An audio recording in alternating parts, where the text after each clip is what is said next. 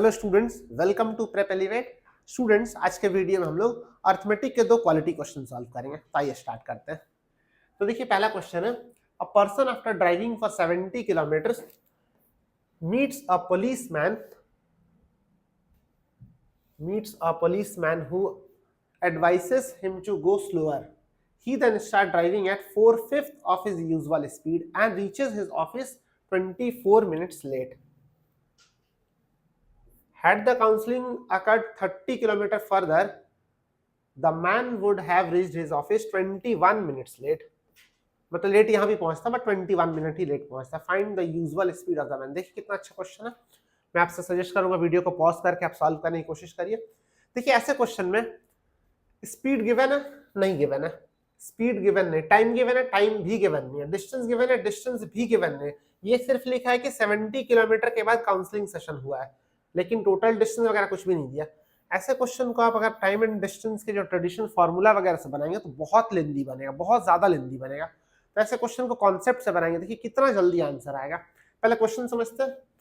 लिख रहा है कि 70 किलोमीटर चलने के बाद एक आदमी को पुलिसमैन मिलता और वो बोलता है कि उसको स्लो जाना है। May be he was going very fast और उसको बोला जाता है कि स्लो। तो वो क्या करता है, अपने स्पीड को 4/5 कर लेता है और वो ऑफिस पहुंचता है 24 मिनट्स लेट से। ठीक है, क्योंकि उसको स्लो जाना पड़ा तो गलती उसकी, उसको टाइम पे निकलना चाहिए था, बिफोर टाइम। और लिख रहा है कि काउंसलिंग सेशन अगर 30 किलोमीटर के बाद हुआ होता, जब काउंसलिंग सेशन हुआ उसके 30 किलोमीटर बाद अगर हुआ होता तो भी वो लेट पहुंचता, बट वो 21 मिनट ही लेट पहुंचता। तो यूजुअल स्पीड बताइए।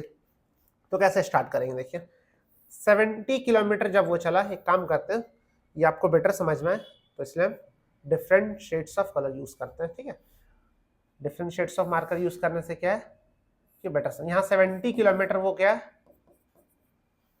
ये बहुत ज्यादा स्पीड से जा रहा था। यहाँ पे उसका काउंसलिंग सेशन हुआ 70 किलोमीटर के बाद और फिर इसके बाद वो अपना स्पीड कम कर लेता है और यहाँ पे पहुंचता 24 मिनट्स लेट।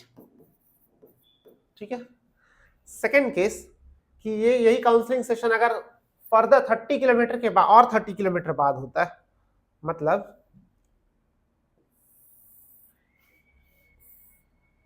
यहां पे अगर ये काउंसलिंग सेशन होता है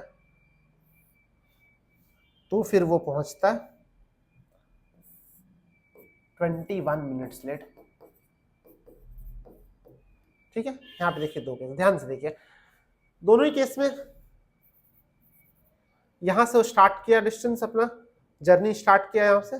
पहले 70 किलोमीटर के बाद यहाँ पे काउंसलिंग सेशन हुआ, दूसरे केस में यहाँ पे काउंसलिंग सेशन हुआ। और ये रेड कलर बता रहा है जहां से वो यूजुअल स्पीड से आ रहा था, ज्यादा स्पीड से जहां से आ रहा था, और ये ग्रीन कलर बता रहा है जहां से वो अपना स्पीड कम किया।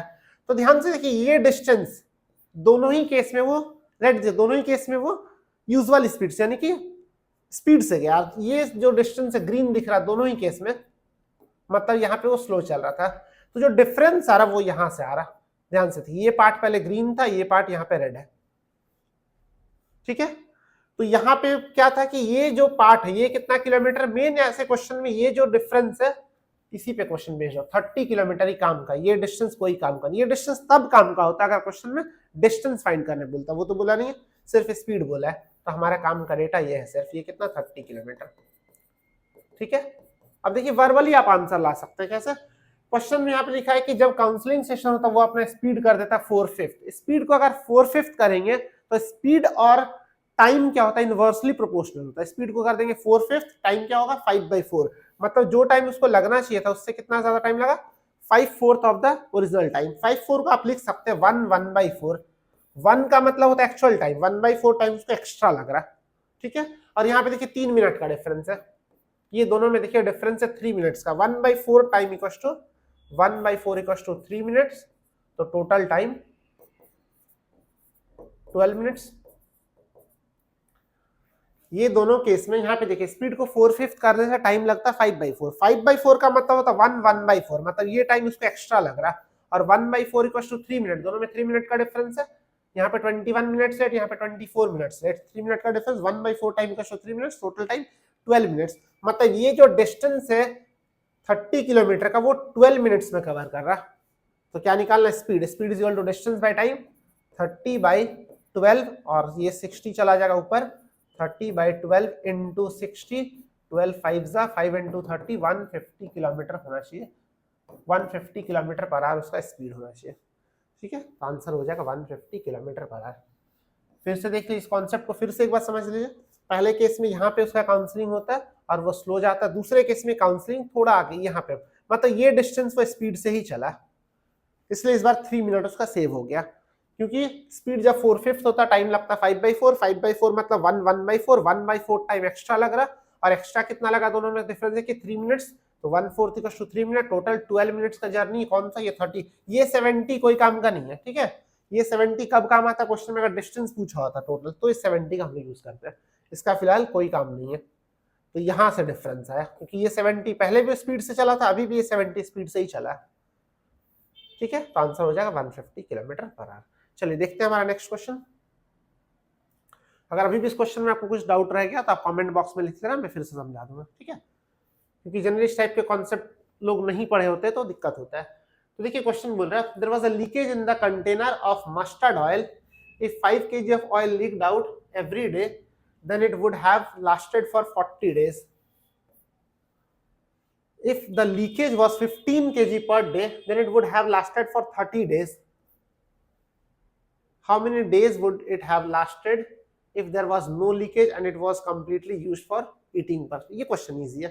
बोला है कि एक कंटेनर से ऑयल लीक कर रहा है, और अगर पर डे अगर 5 kg लीक करे तो ये जो कंटेनर का पूरा ऑयल लास्ट करता है 40 डेज। तो यहाँ पे कंफ्यूजन क्या होता है, 5 into 40 कर देता है कि हर दिन 5 kg लीक करा, 40 डेज चला, मतलब 200 kg का होगा। नहीं, उसमें कुछ यूज भी तो हो रहा है, ये लीकेज है सिर्फ। यहाँ पे देखिए लीक कर रहा 5 kg, कुछ हीटिंग पर्पस से भी यूज हो रहा है। देखिए यहाँ से पढ़े लास्ट में पता चलेगा आपको। तो लीक कर रहा 5 kg पर डे और कुछ यूज हो रहा है, यूज कितना हो रहा है वो नहीं पता। तो लेट्स से हर दिन यूज करता हूँ x kg ईटिंग पर्पस के लिए यूज कर रहा और 5 kg लीक कर रहा, मतलब इक्वेशन क्या होगा, x + 5, और ये चल रहा 40 डेज, मतलब कंटेनर का टोटल वैल्यू जो x + 5 × 40 होगा। सेकेंड केस, अगर 15 kg लीक करे पर डे, अच्छा हीटिंग पर्पस तो वही कांस्टेंट है तो x ही होगा, x + 15 होगा इस केस में, और इंटू 30, अगर x किलो अगर खाने के लिए यूज करे और अगर 15 kg लीक करे तो x + 15 टोटल यूज हो रहा डेली, और इंटू 30 डेज, इस केस में 30 डेज लास्ट करता है। दोनों को इक्वेट कर देते हैं तो ये 0 0 cancel, 4x + 20 = 3x + 45, x = 25, x का वैल्यू 25, मतलब ईटिंग पर्पस के लिए 25 kg या लीटर जो भी दिया, kg दिया आई गेस, तो ये पर डे यूज हो रहा। अब क्वेश्चन क्या बोल रहा है, how many days would it have lasted if there was no leakage and it was completely used for eating purpose.